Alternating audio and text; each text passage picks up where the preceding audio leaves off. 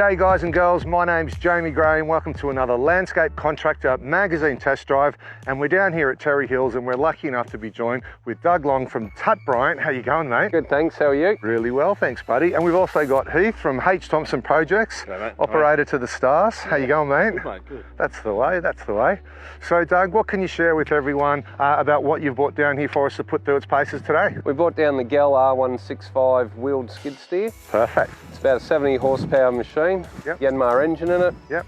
It runs about 72 litres worth of hydraulic flow on it. Perfect. Pretty standard contractor size machine. Yeah, but it's packing a fair bit more muscle for a machine normally that size. Generally about 50-60 horsepower, so this one does have a fair bit more grunt. Excellent, excellent. So who's your normal purchaser for a machine like this? Obviously what, your landscapers, your trades?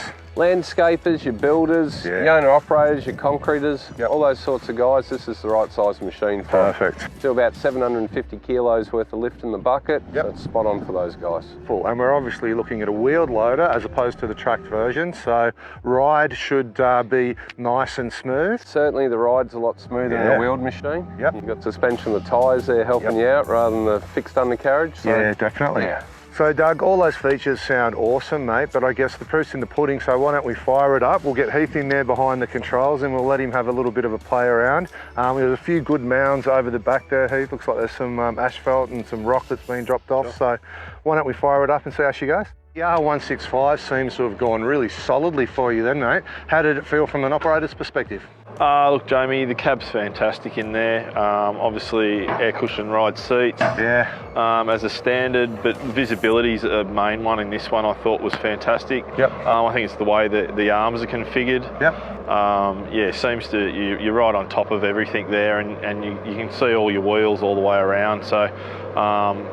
You know, that's fantastic, obviously for the demo and the landscapers sort of thing down the side of houses. Yep. I think that's a real good feature. Perfect. So what's the main difference for maybe people that haven't experienced the difference between a tracked wheeled loader as opposed to a wheeled loader? Is there any real major difference in terms of handling? Or? Look, yeah, it's obviously a lot softer. Yep. Obviously got that rubber and that air in the tyres. Yep. So yeah, you're not bouncing around and you don't get that constant clunk of a track loader. Yep. And you seem to be able to spin it around on the pivot point. Yep. Which is obviously great for going in and out of loads and tight access. Heath, any other features you wanted to mention before we wrap things up?